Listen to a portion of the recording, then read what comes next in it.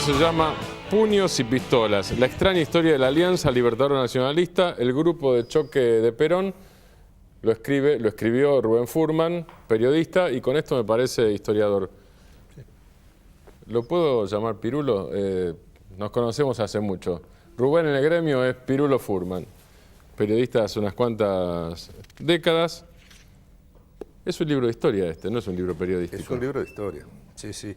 Está, diría, mal etiquetado. Con respeto por los libros periodísticos. No, es un libro de historia. Claro, es un libro de historia. Lo que pasa es que tiene historia oral, sí, bastante historia oral, y yo tenía un problema práctico que afrontar, que era que todos los posibles declarantes, la gente que contara su historia, son gente que tiene los más pequeños 82 años. Sí, Pajarito García Lupo, García ¿no? Lupo, Sí. por ejemplo, que tiene ya 83. Sí. Entonces yo necesitaba salir muy rápidamente a entrevistarlos a todos ellos por el peligro obvio de que morían, cosa que en algunos casos efectivamente ocurrió, en otros yo he perdido contacto, pero en cualquier caso son gente muy grande, va perdiendo registro, recuerdo.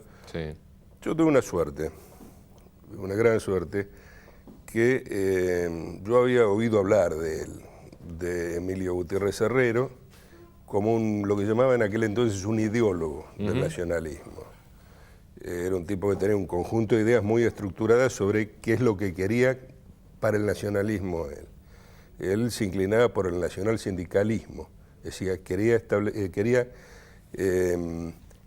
que las masas se hicieran, las masas obreras, digamos, que se hicieran cargo del nacionalismo y organizar sindicatos verticales como los que existían, lo que finalmente existieron en España, porque en ese momento era solamente, antes de la guerra, una idea que uno de los sectores de la falange española propugnaba, ¿no?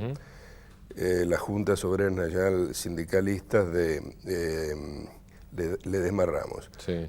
Y él tenía esa idea muy precisa y él de algún momento dejó incluso la Alianza para tratar de instrumentar ese proyecto que sucumbió a manos de Perón, Claro. que logró hacerlo con la fuerza del Estado.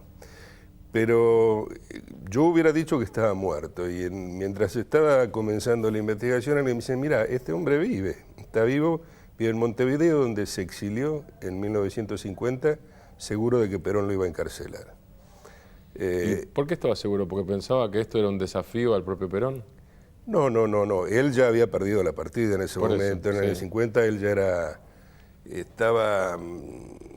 Sí, lo que él buscaba era armar sindicatos nacionalistas sindicalistas corporativos capaces de integrar corporaciones. Sí. Perón no tenía un plan corporativo como el que había tenido Uriburu. Lo que logró armar sí es un sindicalismo de Estado, que se parece pero no es lo mismo. Pero cualquiera fuera el matiz o la diferencia, lo real es que Perón concretó un proyecto con la fuerza del Estado, el apoyo del ejército, dando reivindicaciones muy importantes a los trabajadores, mejorando las condiciones de vida, lo que algunos llaman una revolución desde arriba, sosteniendo un nacionalismo económico, y Gutiérrez Herrero se quedó con la ideología. O sea que él tenía una facción que llamaba la Unión Cívica Nacionalista, que se había separado de la Alianza antes del 45, porque la Alianza existió antes del peronismo, esto es lo que hay que saber, no es una fuerza que se constituyó con el peronismo.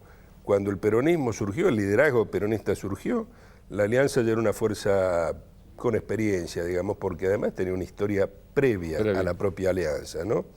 Era la heredera de la Legión Cívica que había armado Uriburu, a imagen y semejanza de los fallos de combatimiento, una milicia voluntaria con la cual Uriburu... Más plebeya, decís vos acá, ¿no? Que la Legión Cívica. Sí.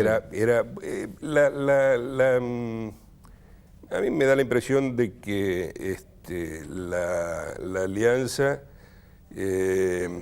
básicamente tenía razonamientos plebeyos y en eso se parecía bastante más al fascismo que su antecesora, digamos. Pero allí el libro comienza con una cita de Rodolfo Walsh, que fue un integrante de la Alianza Libertadora hasta el año 47, donde él dice, escribe, pues se sintió necesitado de escribirlo, eso es lo curioso, de que, bueno, yo estuve de adentro, dice,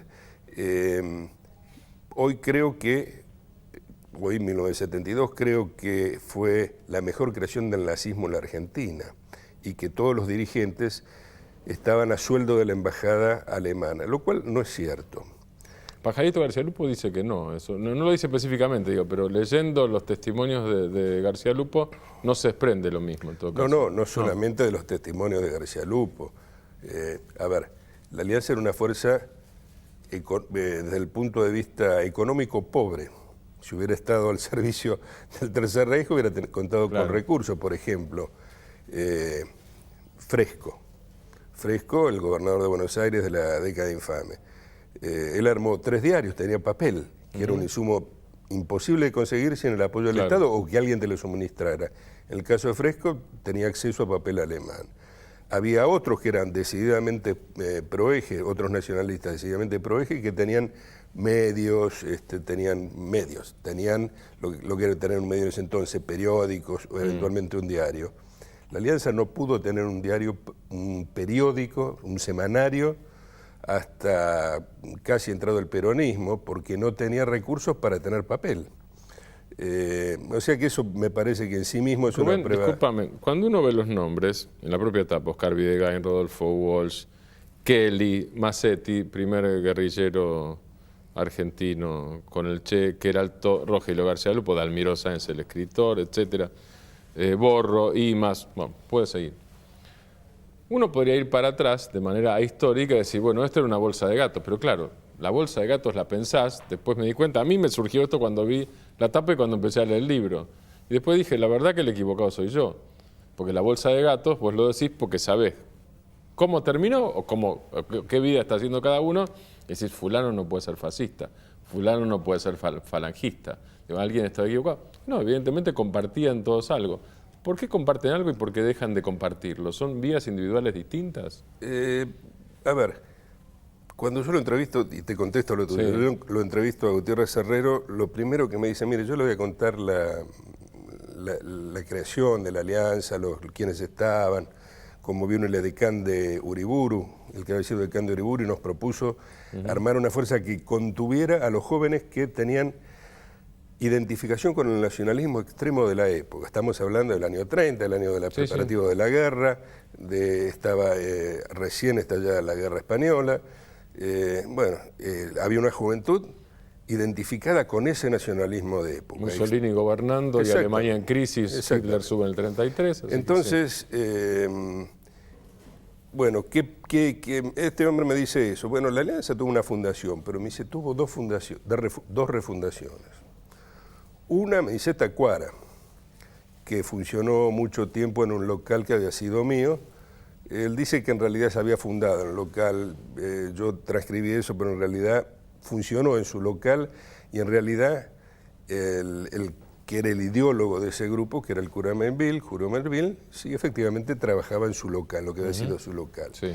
Y la segunda refundación, me dice él, los Montoneros. Me dice, no porque algunos de los dirigentes más maduros de los Montoneros, como podría ser Walsh o Oscar Videgain, que había sido incluso activista de la Legión Cívica, porque lo que subyace allí es un caldo católico, de juventud católica, que, como dijo alguien, no sabía muy bien a dónde quería llegar, pero quería llegar rápido. Sí.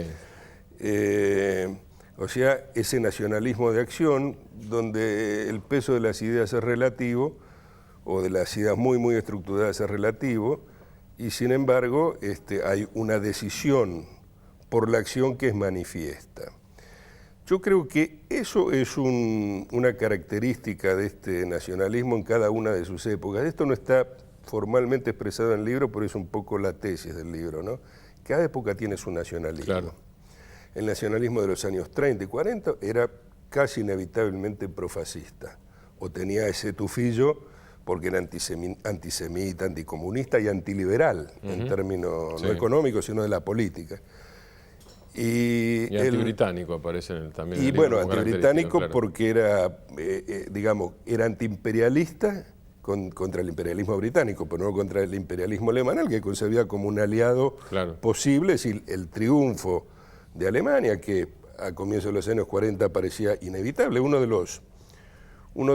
las voces que yo pude recoger, D'Angelo Rodríguez, que fue fundador de la revista Tacuara, que después dio nombre a la agrupación, él recuerda, un sobrino de Oscar Ivanišević, él recuerda con precisión, dice: yo me afilié el día que entró el ejército alemán a París, y yo era parte de esa fuerza, yo me sentía parte de esa fuerza.